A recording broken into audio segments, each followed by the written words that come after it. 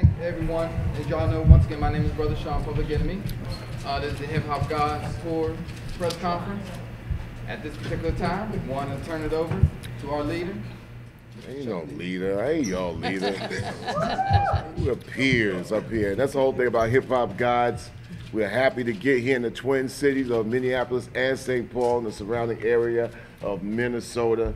We're great, saluting everybody here in the press. The Hip Hop Gods concept was born out of how classic rock formed in the middle of the 70s. We were inspired by building hiphopgods.com, which is basically says old school, throw it out the window. These are classic artists, and there are plenty of classic artists out there. And since they're amongst our peers, in our 25th year of Public Enemy, where we were nominated for the Rock and Roll Hall of Fame, we said we wanted to be able to figure out a way to organize the genre, or just maybe fragment the genre of hip hop into an area that can lead, be responsible, and go back to how it even started out, coming from the community to give back to the community. More importantly, these are artists where we have a past, present, and future initiative. Many of the times you hear old school being said, it's usually they grab a bunch of artists these promoters might want to do and grab them and throw them on a stage, and it had no rhyme or reason to it, no big pun intended. But we also felt that in our 25 years across the 85 countries and our 85 tours, that we wanted to be able to structure an infrastructure of the genre. And like I said, these artists are recording now. They're involved in many other activities, whether it's Schoolie D on television with his Aqua Teen Hunger Force crew, or Moni Love with her 6 years and going into her 7th year running of her Sirius XM backspin radio show, Ladies First show. I mean, these people are doing works right now, but are not covered by mainstream hip-hop media even. And usually when it comes down to hip-hop as a genre, they usually cover drama and trauma and have put a stain on the art. Instead of it being a craft that it is, they've turned it into a scavenged hustle. So I made some calls. I said, well, the hiphopgods.com site, which covers all the movement of hip-hop artists that have a 15-year career or greater, we said we wanted to be able to put together a tour. If you look around, hip-hop tours have not happened over the last 3 to 4 years. Maybe on a high scale where maybe somebody might came about from a radio standpoint, or maybe Watch the Throne. I don't know if it even came through Minneapolis. But usually y'all know as people in this Twin City that many tours just always bypass Minneapolis. I remember, playing right across the street at Target Center. We brought Smoking Grooves through here one year. But over the last 10 years, Twin Cities got skipped over, but just don't feel that you're alone. There hasn't been any hip-hop tours. And I don't mean like artists going to different places doing a one date, like going over in Sioux Falls and then coming close and doing maybe Iowa City and coming up and doing Minneapolis and then going home. This is a tour going from east to west. We started off in Washington, D.C., and it was explosive at the 930 Club. Then we went up to New York City at Irving Plaza, just as explosive. Philadelphia, Burlington, Vermont, Boston. It's a one-of-a-kind thing that's been going down. Then we came to the Midwest in Indianapolis, and last night at the House of Blues, I mean, the roof was blown off the top. And it's because of the sum of all the parts, and each one of these artists are amazing in their own right. So when I was able to give a phone call to many of these fantastic artists who have also had struggles on making sure that people pay attention to all the great works that they've done, I said, the collective of our parts will make the noise not only for us, but for those that also are classified in that same realm. Ever since I came about, and we came about even traveling on the Hip Hop Gods tour, when a lot of people thought it was an impossibility and slept on it, there's been 53 artists that have hit me up with like, yo, how can we be on it? How come I ain't on it? Damn, And sometimes you gotta like show people and do something because like the business slept on it, the industry, like I said, slept on it. The mainstream media in hip hop, I ain't talking about Time and Newsweek and all, and USA Today, although they've made mentions. But the hip hop media, the Source, XXL, and then all the blogs out there, the major blogs that many of y'all kind of rely to get on news, they slept on it. But you know, being from Minneapolis and St. Paul, y'all understand that. This is why great labels come from out of here that concentrate on what they do. And that's why I gave Rhyme Sayers so much props coming out of here, because when I first, well, I've come here many a time, but I met Brother Ali by being invited into Minneapolis to actually, matter of fact, I did it in St. Paul, and Slug and introduced me to Ali that night when we sat down and did a panel. I know some of y'all was there that night. So when I designed the Hip Hop Gods tour, you know, I said, we got to come through Minneapolis, because this has been a marketplace that has been hot on building its own hip hop for 25 years now. Am I right or wrong? Right. Right, and it should be acknowledged as such. And since it doesn't get that LA, New York, Chicago acknowledgement, it's built its own. And so we're around saying, yes, we're going to shine light on wherever we go.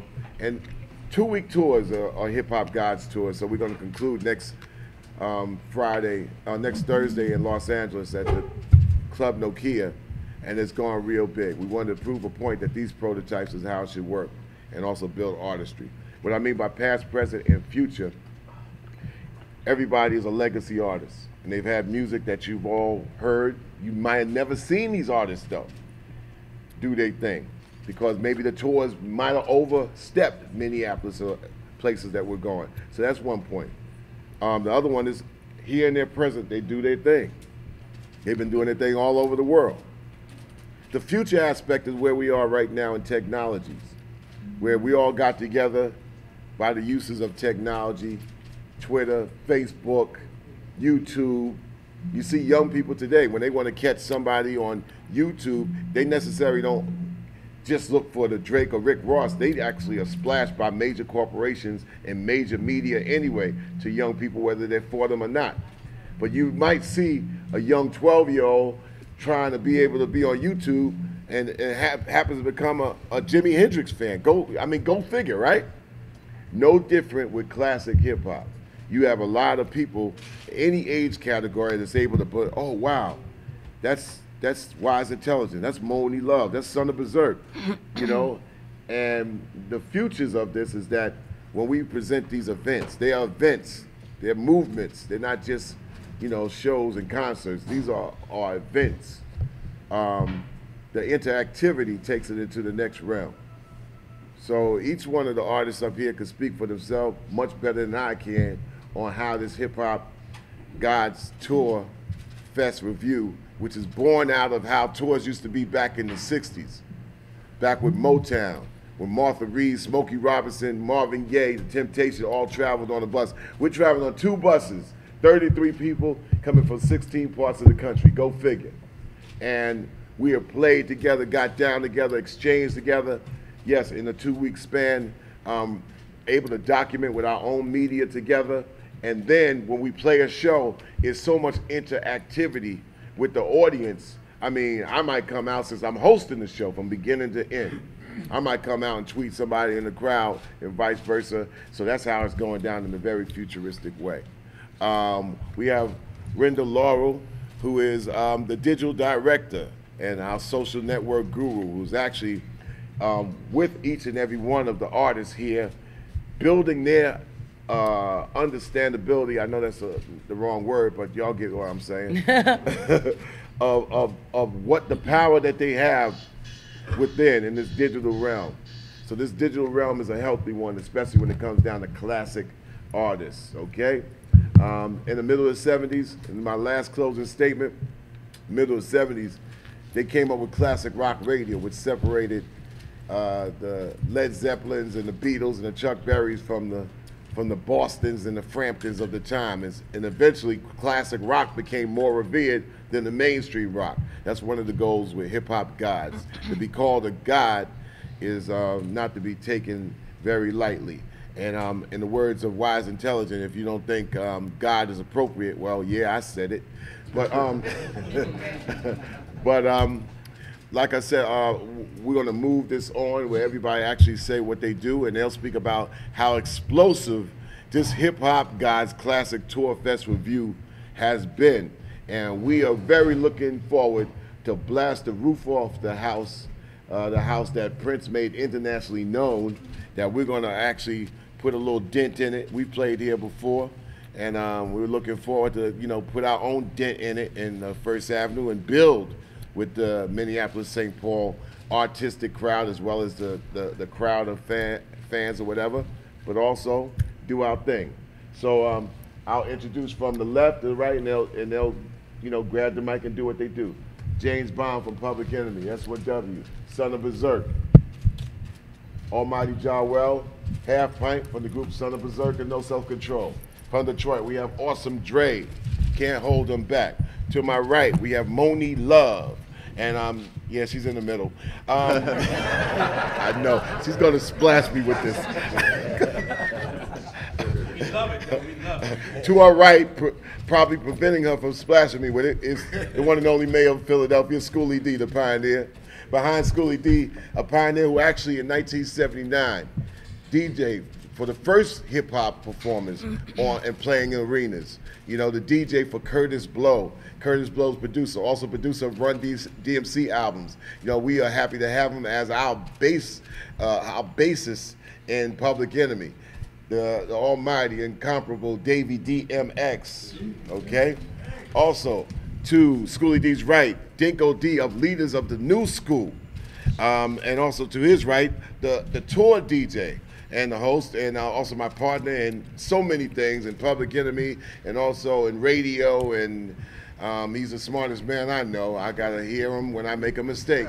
DJ Johnny Juice Rosado. Behind him, the DJ for X-Clan, Mr. Ultra. Also to his right, y'all met Sean. Behind them is the one and only wise, intelligent, for poor righteous teachers who usually closes out our conversations with the media. He has so many things to say. And also what this tour's initiative is also tying this into community activists and efforts, because in many of the cities that we've attended, activists have come out to be able to say something. So the power of hip hop is not to be active within its music. Artists could do whatever they do, but we point and shine and deflect the light to people that say and do real things, okay? Wise Intelligent might go with me, and I'm trying to get over to Brother Ali's 1-year anniversary of occupying the foreclosed homes in this city. So I'm trying to get over there, and I think Ali's gonna send a van, or I'll catch a cab over there and be over there for a few. So Wise Intelligence said he will also join me, and probably somebody else from this tour as well.